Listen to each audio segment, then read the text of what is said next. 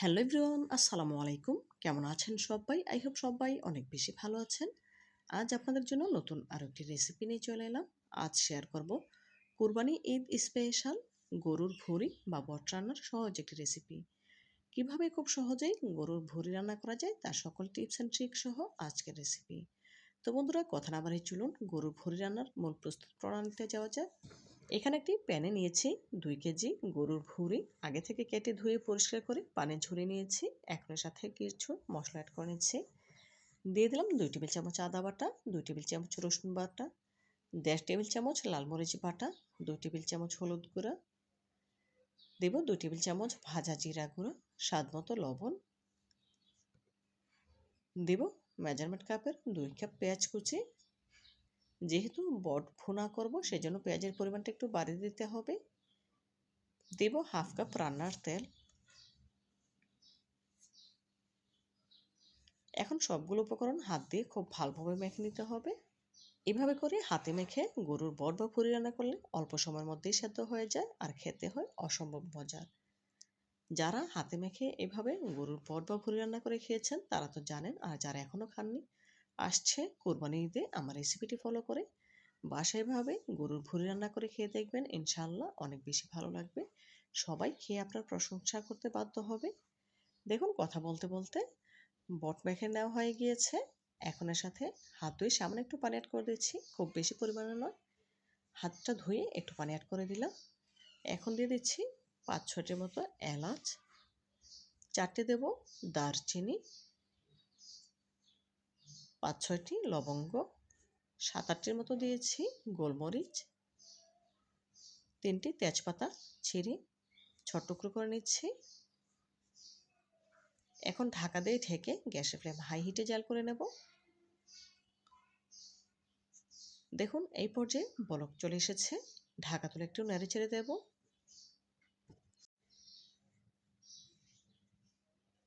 খুব ভালোভাবে নেড়ে চেড়ে দিতে হবে। এইভাবে করে নেড়ে চেড়ে নিয়ে রান্নাটা করলে দেখা যাবে সবগুলো বট সমানে সেদ্ধ হবে। নেড়ে নেওয়া হয়ে গেলে আবারও ঢাকা দিয়ে দেব। দেখুন, 5 মিনিট জাল করার পর আবারও ফিরে এলাম। এই পর্যায়ে বট থেকে অনেকটাই পানি ছেড়েছে, দেখে নিশ্চয়ই বুঝতে পারছেন। আবারও নেড়ে চেড়ে দিচ্ছি। এভাবে করে উল্টে পাল্টে নেড়ে ছেড়ে দিলে খুব সহজে বটগুলো সেদ্ধ হয়ে যায়। আবারও ঢাকা দিয়ে দিলাম। দেখুন, এই পর্যায়ে বট থেকে যে পানিটা ছেড়েছিল, পানিটা অলরেডি শুকিয়ে এসেছে আর বট থেকে তেলটা ছেড়ে দিয়েছে, দেখেই বুঝতে পারছেন। এখন আর ঢাকা দিয়ে ঢাকবো না, যেহেতু পানিটা শুকিয়ে এসেছে। এখন 2 থেকে 3 মিনিট নেড়ে চেড়ে খুব ভালোভাবে কষিয়ে নেব। দেখুন, এই পর্যায়ে বটগুলো পুরোপুরি কষিয়ে নেওয়া হয়ে গিয়েছে। এর মধ্যে বটগুলো প্রায় 60% মতো সেদ্ধ হয়ে গিয়েছে। বাকি 40% ঝোল দিয়ে সেদ্ধ করে নেব। এখানে আমি ফুটন্ত গরম পানি অ্যাড করছি। যে কোনো রান্নায় ফুটন্ত গরম পানি অ্যাড করলে তরকারির স্বাদ থাকবে অটুট আর সেদ্ধ হবে খুব অল্প সময়ে। আমি পরিমাণ মতো ঝোলের পানি অ্যাড করে দিয়েছি। এখানে প্রায় বটের সমান সমান করেই ঝোলের পানিটা অ্যাড করেছি, যেহেতু কষানোতে 60% মতো সেদ্ধ করেছি। এই ঝোলের পানিটাতে বাকি 40% সেদ্ধ হয়ে যাবে। এখন অ্যাড করে দিচ্ছি হাফ চা চামচ গরম মশলার গুঁড়া। নেড়ে চেড়ে খুব ভালোভাবে মিশিয়ে নেব। মিশিয়ে নেওয়া হয়ে গেলে ঢাকা দিয়ে ঢেকে গ্যাসের ফ্লেম লো আঁচে করে জাল করে নেব প্রায় 20 থেকে 25 মিনিট। এর মধ্যে বটগুলো পুরোপুরি সেদ্ধ হয়ে যাবে আর রান্নাটা আমার কমপ্লিট হয়ে যাবে। দেখুন, ঢাকা দিয়ে ঢেকে দিলাম। ফিরছি 20 থেকে 25 মিনিট পর। চুলার আঁচ একদম লতে করে দিয়েছি। ফিরছি 25 মিনিট পর। দেখুন, 25 মিনিট পর ফিরে এলাম। এর মধ্যে বট থেকে তেল ছেড়ে দিয়েছে আর ঝোলের পানিটা পুরোপুরি শুকিয়ে গিয়েছে, দেখেই বুঝতে পারছেন।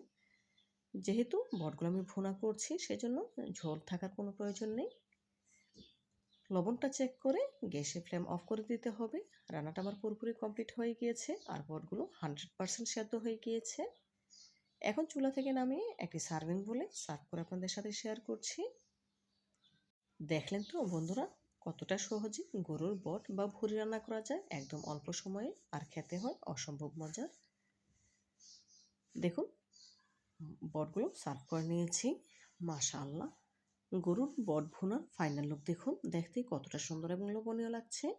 দেখতে যতটা সুন্দর হয়েছে, খেতে সত্যি তার থেকে অনেক অনেক বেশি মজার। আপনারা একবার হলো আসছে দিয়ে আমার রেসিপিটি ফলো করে বাসায় রান্না করে খেয়ে দেখবেন, ইনশাআল্লাহ অনেক অনেক ভালো লাগবে। তো বন্ধুরা, আজকের মতো বিদায় নিচ্ছি। দেখা হবে নতুন কোনো দিনে নতুন কোনো রেসিপিতে। ভালো থাকবেন সবাই, আর আমার জন্য দোয়া করবেন যেন এমন আরও নতুন নতুন রেসিপি আপনাদের উপহার দিতে পারি। আল্লাহ হাফেজ।